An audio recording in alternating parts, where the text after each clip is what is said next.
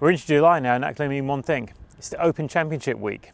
Here I am at West Lancs Golf Club, a very old, 150 years in fact, golf club in the northwest of England, just down the coast from Hoylake, where the Open Championship 2023 is being held. And I'm here to demonstrate to you some of the more traditional links shots and also some alternatives that the caddy you employ when you go and play links golf might not want you to play, but I'm going to show you why they're a good option and why they might work. So if you struggle with your chipping and your pitching and you want to be able to transfer it to this kind of game, the most traditional format, this video is for you. Don't forget to like, subscribe, hit the bell for notifications. The more support you give to me, the more content I can push back to you.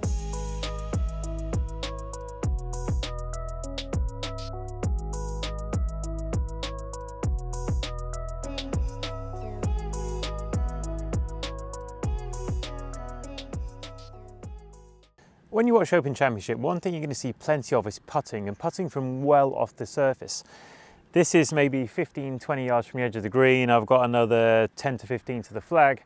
Now typically you just stand there, pull out your 60, 56, whatever you like to chip or pitch with, fly it up there, a little bit of spin, no problem. The environment drives different decisions here though. One thing is the ground's very, very firm. Typically the grass is also very, very tight for the entire fairway, and you can pull some lies where the ball does just nestle down a little bit, makes it harder to strike it. And the thing with that is the ball tends to come out a little bit quicker. It can spin more, but it erodes the confidence a little bit. Now the thing is, with this surface being so tight, so firm, it plays very much like a slow putting green. The balls are not going to stick. We don't have the kind of grass here that's going to make the ball pop up and stick and slow down quickly. Therefore we can get it on the ground quickly, using a putter, or maybe a 9-iron, and pitching it short of the green, rolling up, knowing that first bounce of that roll is going to be pretty pure. I'm going to throw in a 60 to start with, hopefully strike it decent, then I'm going to grab my putter and I'm going to go old school with it.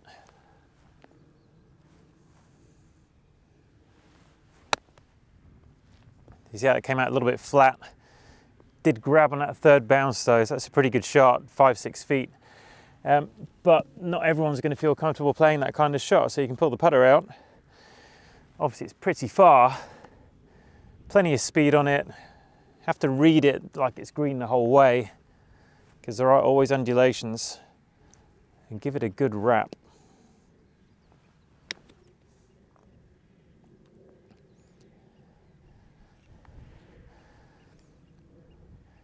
It's trying pretty good. Now that looks a little bit closer than the pitch, but the pitch is flag high, the putt is maybe 6 feet short.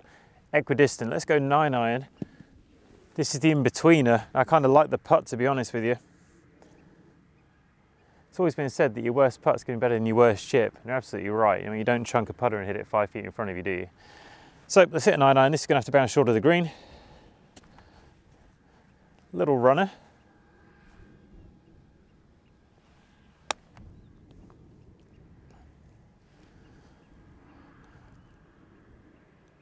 Actually turned out to be the best of the bunch, and the bounce wasn't perfect, but it went forwards, it didn't jump up and stick.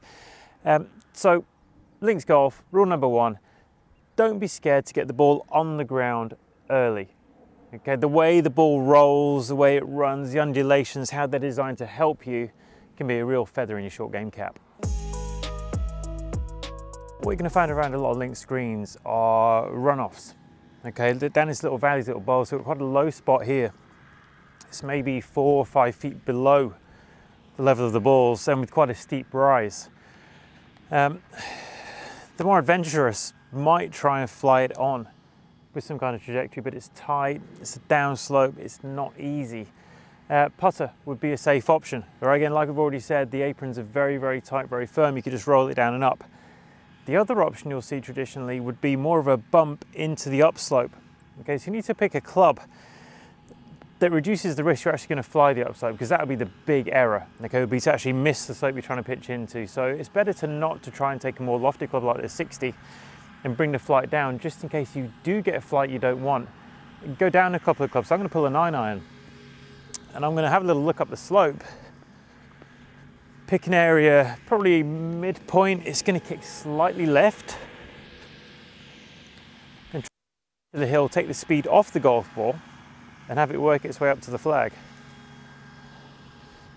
So we'll just choke down a little bit. I would play the ball back a touch just to guarantee the flight is going to be very flat. Look into the upslope, hopefully kill it enough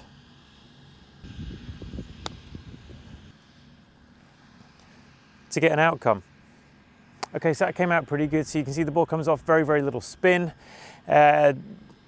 Fringes don't tend to be that receptive on links golf courses, so it's really not going to grab up on you very easily. I avoided the error of missing the slope altogether. Maybe I was a foot, 2 foot short of the area I originally looked at, but you can see it skipped up really nicely, finished just past the flag. Now, putter would be a great option as well. Pretty sure we can run that down through the valley. You know, if the lie was a bit worse, let's say it's sitting down a little bit harder to get club on ball, you might want to use this undulation a little bit more and try and roll it up there.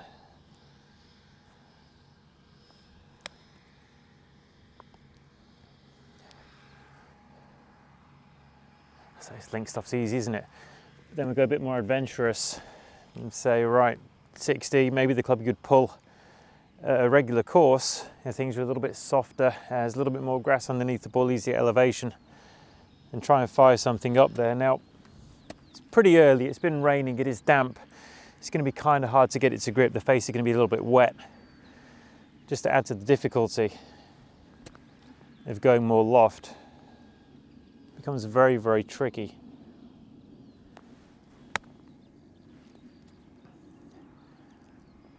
I mean, I've struck that really nice. I didn't add a lot of flight to it. You can see it's just gone on a little bit. It may be 6, 7 feet. But I'm going to take the first 2 balls every single time. So the bump into the upslope, make sure you don't take too much loft. The putt, read it like the whole thing is green. Obviously it's going to be much slower in the first section, and give it a go. I think the outcomes on the first 2 were fantastic. The third I was really happy with. I just couldn't quite get the stopping power to get it near the flag.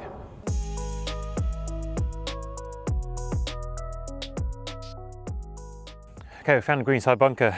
Traditionally, link sand is quite heavy. It doesn't necessarily mean it's very, very deep, but it does tend to play slow. Okay, some sands, the club goes through it really quite easily. The ball comes out quick, so kind of a fast sand. I always feel like there's a lot of resistance in links bunkers. It's obviously just the kind of sand. If they use kind of a light grainy sand, it gets very windy, it gets blown out of the bunkers. So they have to use something heavier so the sand stays in the bunker. Now, unfortunately, that means that the ball comes out slow, which means you have to hit it pretty hard, right? So you go with the traditional link shot would be a big explosion. Found a fun one here. You can see there's kind of a bit of dead ground in between the bunker and the flag.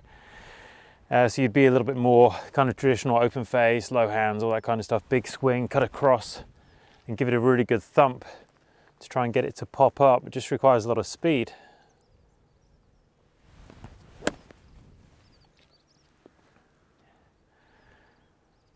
Maybe just play them like that. But that's not always going to be on the menu for you, right? So you need something else. Now, a little video I did a while ago, the easiest bunker shot technique was something more square-faced, stood up to it, a little bit less speed, a little bit shallower through the sand. And some of the feedback I got from that was, you know, what about when the sand is deep or the sand's heavy, it's not going to work from there? Well, no, I think it still does. So looking here to be kind of shallow, set up a little bit more taller, narrower stance, a bit more square face, and play it out with a little bit more control. You do that, you take less sand, and it doesn't mean the club gets slowed down as much, right? So you're kind of taking control of the situation. And yeah, I did just hit the sand, and yeah, it would be a penalty, but this is a video and I'm practicing, so you know, you can save those comments as well. So we're gonna go a little bit taller, face kind of square, try and play it out with a little bit more control. Ball just forward of center's fine.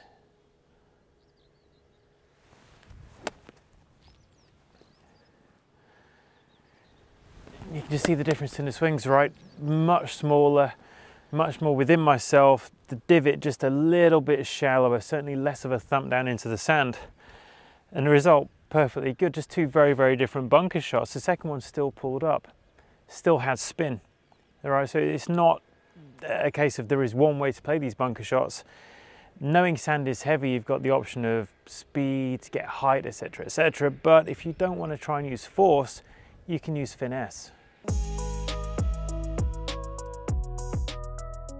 Here we are on 17 at West Lancs, really good par 3, long green, as you can see, and the flag is right at the back.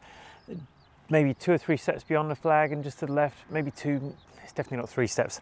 it all falls off down into a small collection area that you'll see on the other camera. It's 40 yards from here to the flag. It's a big putt. Okay, just off the green, I'm actually going to go 7-iron, and I'm going to take all the spin off the golf ball by doing so. I'm going to play it like a putt and try and roll it back there. Why not just putt it? Well, you get to a point where the swing does get pretty big, and that big swing, when there's not a lot of fringe or apron to slow the ball down, can be a bit more risky. I mean, if I hit putter here and it really launches and it takes off, it's going to go incredibly quickly. Now, a 7-iron, I can take a much smaller swing. Spin rate's going to be super low. I can get it on the ground, on the green, and get it rolling like a putt with a little bit more control for me. I don't mind using putter from this far away if there's more fairway to go through, because it's always going to slow it down. So I'm just trying to kind of hedge against that. Have a little read of it. There's definitely a little bit of right to left. Now, the miss is probably going to be short right. Long left, it's going to go down to that collection area, so that's what I'm going to try and avoid. I've just got to try and get some kind of touch on the 7-iron and see if I can feed it back to that flag. It's pretty far away.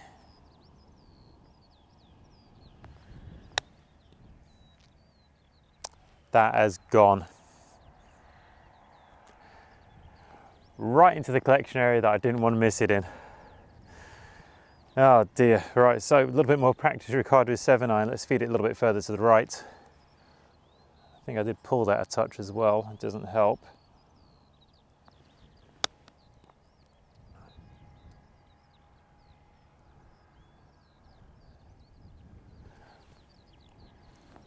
That's how you make up for a miss, isn't it? It's not often I'm speechless. I don't practice with 7-iron a great deal. It's something that, you know, if you're going to go to a links course and you're going to employ it, I would certainly put it into practice, even at your normal golf course, just to get used to the speed of the ball off the club face, because these modern irons, they are designed to have the ball spring off fast, and they really do that. So just being aware it's going to come off quick, it's not going to spin, it's going to roll out, you need to factor that in and get a little bit of practice in with it. It's a great tool when it's used correctly, like my second attempt. So obviously we've seen this shot already. Okay, I'm going to go with an alternative, the non-traditional. That would be to actually be more aggressive. I'm going to play my 60. I'm going to try and spin it back there a little bit. Now, links greens tend to be quite firm. The first bounce can be quite long, quite strong. But the environment you hit from is very tight and typically quite dry. There's a little bit damp on the ground still. It's not lifted, but I think you should still be able to generate a decent amount of spin. What it's going to mean is a bigger swing. I have to fly it much further. But crucially, having the confidence and the competence to strike it well from this tight lie. Okay, now shifting the ball back a little bit, absolutely, why not? It's not a problem. We're not looking to engage bounce, the ground's firm. Taking a small divot, absolutely fine as well. This is all about making sure the strike is pure to get the spin you need to stop it near the hole. Obviously, it requires a little bit more skill, a bit more touch, maybe than get it on the ground and rolling it, and there's a little bit more risk involved. But don't be afraid to explore spinning it on links golf courses. So I'm going to go a little bit toe down. I'm going to go ball slightly back. I'm going to try and cut it just slightly. Let's try and generate spin. Let's see what we can do from this kind of lie.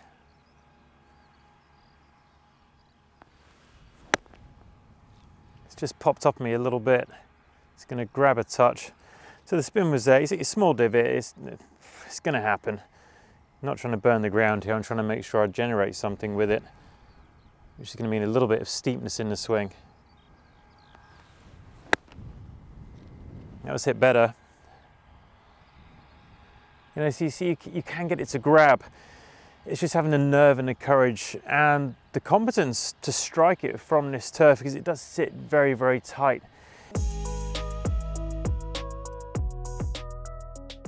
Long bunker shot.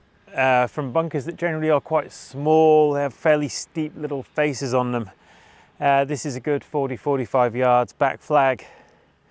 It's not easy. Now I could go with my 60, but the sand tends to be quite heavy on links golf courses. Okay, it's not kind of light, fine grains. It's much more dense, not gritty by any means, but just a heavier sand. Now, because of that, for me to use a 60 and fly it back to there, I have to pick it unbelievably clean. So I'm going to go down a couple of guys. I'm going to go 9-iron and try and play it like a pretty normal bunker shot. I'm going to open my face a little bit, stand up to it a touch, obviously try and control my depth well, but I'm going to depend on the club to get the ball going forward so I can reduce the effort and the speed that I need. So again, don't be afraid to shy away from your most lofted club or your sand wedge or even your gap. Just experiment a little bit if you have time to figure out how you can get the ball 25, 30, 35 yards, 40 without having to change anything dramatically or increase your margin for error by trying to pick it or really hit it hard. You want to try and keep the mechanics similar, keep your speed under control, change the tool. So it's not easy. There have been no warm-ups. So we're going to go open face. I'm going to stand up to it. I don't really want the heel to grab, so I'm going to stand up to it a little bit, which means I have to left aim a touch and just try and play a fairly stock bunker shot. Get it rolling a little bit.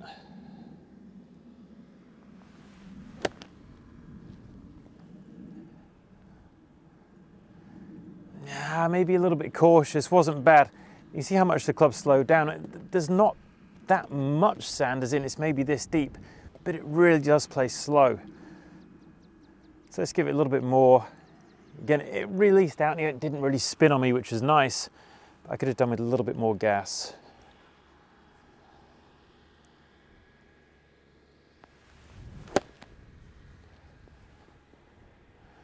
Maybe I need to go to a 7-iron.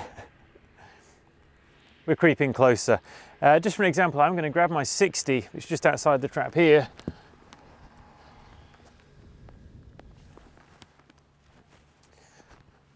So I'll step in with the 60, and yeah, what would you need to do? Well, got to hit it pretty hard, right? But I would also look at maybe employing shot shape. Now we're going to go non-traditional here. I'd be tempted to go relatively square-faced and try and draw it and try and get it back to that flag. You know, set it out 10, 12 feet right. If it spins left, great. Left miss is no good. I need to get the distance on it as well. So we're going to go a little shallow draw in there. See if we can fly it back.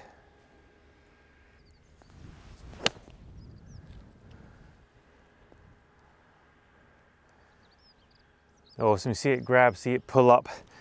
That's finished to the right, but it did take a lot of aggression. I couldn't play it like a normal bunker shot, which obviously the ball comes out a lot slower. Had to close things up. If anything, had the face feeling slightly closed down. And it felt like a big into-out swing, really let it roll over to get the speed and the carry and the distance on the golf ball and reduce the resistance from the sand. Okay, so a non-traditional option, kind of hitting a big hook with your bunker shots to get them to those back flags. It can be a useful tool. If I had a card in my hand, I'd probably be going with the 9-iron, and yeah, they've finished 18 feet short, 15 feet short, but that's not the end of the world from a miss like this. At this point, I think you're pretty familiar with the links environment. Tight, firm aprons, tight, firm runoffs. Now, that makes it difficult to get height on the shot. Okay, if you've got any kind of like bounce angle on your wedge, very hard to get that leading edge low enough on the golf ball to get height. So high shots become quite tricky. You can do everything right to try and play them. The bounce club engages too much and the ball just comes out kind of flat, maybe spinny, but usually a little bit too hot. So getting height's tricky. So I'm going to give you a couple options to try and explore to try and get more height from tie to ground. Now you will need a grind that has heel and toe relief because we're going to use different parts of the club. I have kind of covered this in a previous video and it's the same kind of concept. The key is to get the leading edge as low on the golf ball as you can. Now, first one I'm going to go toe down, so I'm going to spin the face open this way, drop the toe down low, and try and play the ball off there. This doesn't go really high, but it goes higher than a stock shot and should be fairly predictable. Now, on occasion, it does come out and spin, right? So you've kind of been warned.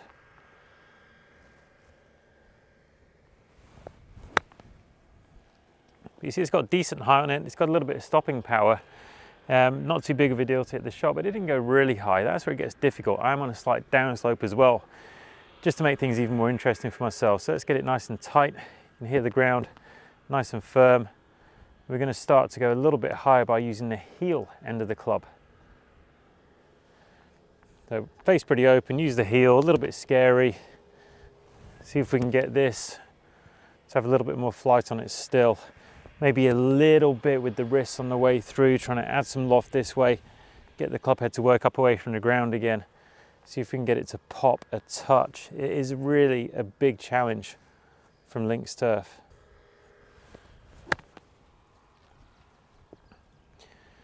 Okay, a little bit on the hip, but it is possible. That heel's just going to dig into the ground a touch. That's not the end of the world. The key is using that part of the club to get really, really low, as underneath the golf ball as you possibly can. Just try and avoid this center section of the sole skipping into the golf ball, or maybe even not skipping it in the point that it's destructive and thin, but just enough to hit a little bit too low on the face and get too much speed and too low a flight on it when you really want to hit something high and floating. Very, very high tariff, very, very challenging. You have to be comfortable playing the ball over here somewhere. So, you know, for most people, it's one to be avoided. I think realistically, if you get to the point where you need this kind of shot on this kind of golf course, you should be looking away from the flag or longer the flag and at least give yourself a putt.